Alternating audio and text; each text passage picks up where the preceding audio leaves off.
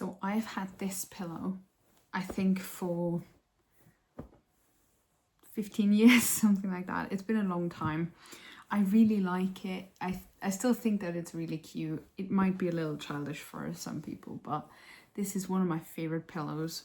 And it's been through the laundry so many times that I can really feel that the fabric is getting very thin. And I have been making pillowcases for my best friend's kids. I thought I would give this a new bit of life as well. So I ordered some fabric and I thought this one looks so gorgeous. The pillow that I've been making, like the pillowcase that I've been making, it's very easy. It doesn't have a zipper or anything. It's just an overlap on the back. And I found like a tutorial online on a blog and it has been working really well. I did the first 3 pillowcases without having any experience, any special tools. I only have the sewing machine that my mum had and that was it. I did in the meantime buy myself some special scissors and one of these things where you have like a bit of, just got that all over the fabric, where you have a bit of chalk, like colored chalk on the bottom and a wheel on the top so you can mark it, but none of that is necessary. The first 3 pillowcases that I made were just normal scissors and I measured it out and drew a line with just a pencil. So don't feel the need to buy some stuff that you will never use anymore. But yeah, I thought I would bring you along and we could make a pillowcase together. As I said, like the tutorial that I'm using is just from a blog. I will link that below. Without further ado, let's make a pillowcase. Hello, Editing Jenny here. I just wanted to quickly jump in and tell you that this is not meant as a tutorial because things went very wrong for me that day. So if you actually want to try an envelope pillowcase, please go click the link in the description for the blog post where I have it from, and I'm wishing you good luck. Okay, enjoy the video. Bye! The one thing that I will say is I didn't look at the fabrics that I bought for my first 3 pillowcases. I just went with the print that I liked. If there is something that I can tell you, if this is the first time you're doing it, maybe just go for a cotton and a non-directional print, because I had directional prints as well. It was a whole thing. I mean, I got there. I was really proud of myself, but yeah, just so you know, like, don't go for muslin cloth. Don't go for jersey. So I will use it like that, and I will make the back panels have like this as the long side, I think. So because I have zero trust in my abilities, I always make it a little bigger than what it said in the blog. So in the blog post it says if you have 40 centimeters by 40 centimeter pillow, your front piece should be 40 centimeters by 40 centimeters. I always go for 40 to 43, and for the back pieces it should be a 40 by 27, where I also normally go for like 42 by 30 or something.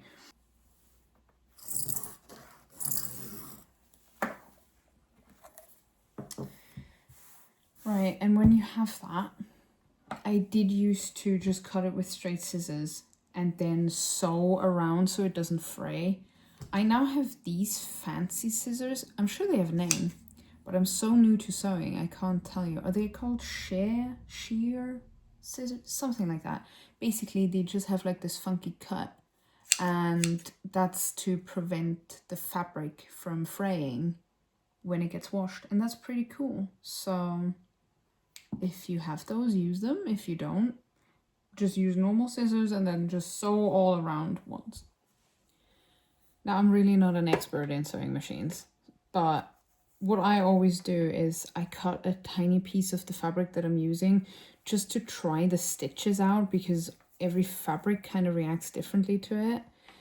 And when it comes to the thread, I really just try and look for something that kind of goes together. Like currently I'm looking at these two. I have two options. Either I go for that, because there will be a seam where you see it. Or I thought what could be nice is maybe try and match this white. Because it's not white. It's like a little bit of a tint. Like that. I think that would look really nice. Or maybe you could also use like a yellow.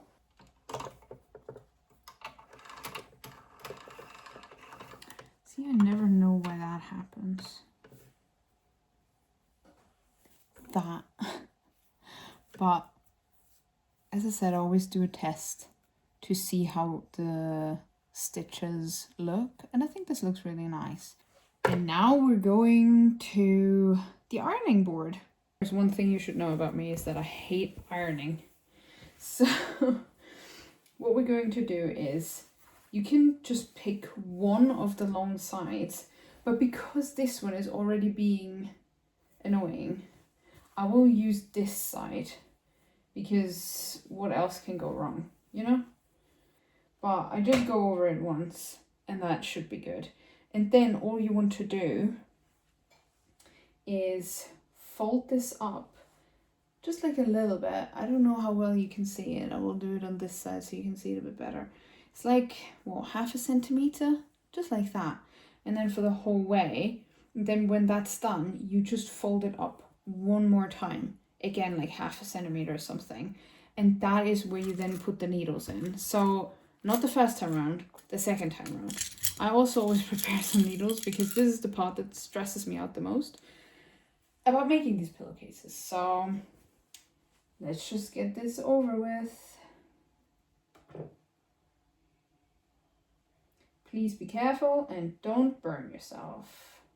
I will just pin this in place. It does help a little bit, but I feel like I could also just pin this in place without having to use the stupid iron. I don't know, guys. I'm just a person learning new skills. And just so you don't have to go through all of that again, I will do the second one without the camera on. All that you have to do now is just stitch across here, or along here. And do that on both sides.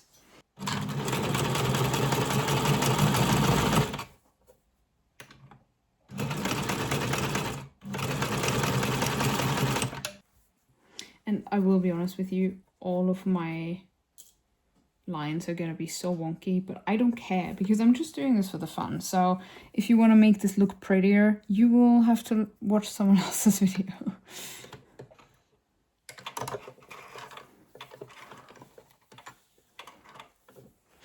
But there you go. You just sewed a thing together. Isn't that nice? And then you do the same thing with the other side. I know the people who actually know how to sew are all screaming at me. But then again, why are you watching this? This is just for a little bit of fun. I literally started sewing in November last year. Like, literally when I was making the pillowcases for the kids of my friends. That's where I started sewing. So I think for that, I'm not that bad. When somebody tells you it's just the camera, just believe them. Because when I'm not focusing on me filming, suddenly I remember how to do things. Because that was so much smoother than the first one. Now I find that this is the tricky bit, because especially with a fabric that's kind of stretchy like this one, you really have to make sure that everything aligns. So you put your front piece the right face, like the right side facing up, so that the print is visible, and the back pieces have to be turned around so that the wrong side is up. And then you have to make sure that you put them on top of each other. So you put it like that so that the sewed edge is on the bottom, and then the bottom piece exactly the other way around so that the sewed piece is on the top. And then you just make sure that the edges align again.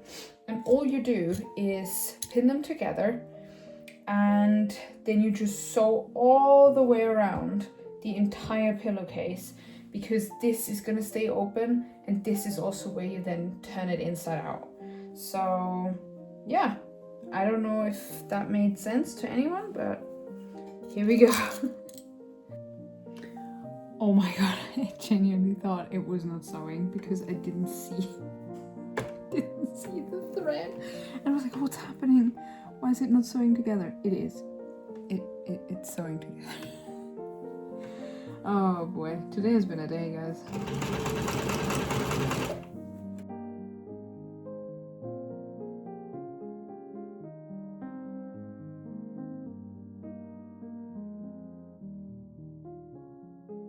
Let's see if this worked out. So all you have to do now is turn this inside out.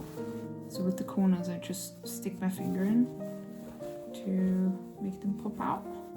I think we did it.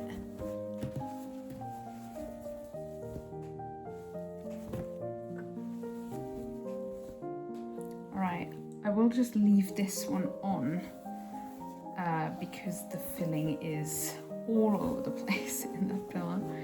So I will just stuff it in like that. Oh, I could have made it even smaller.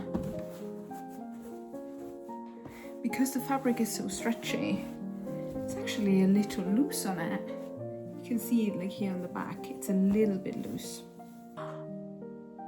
Look! How nice is that? I mean, yes, I needed a break today because it was really getting on my nerves.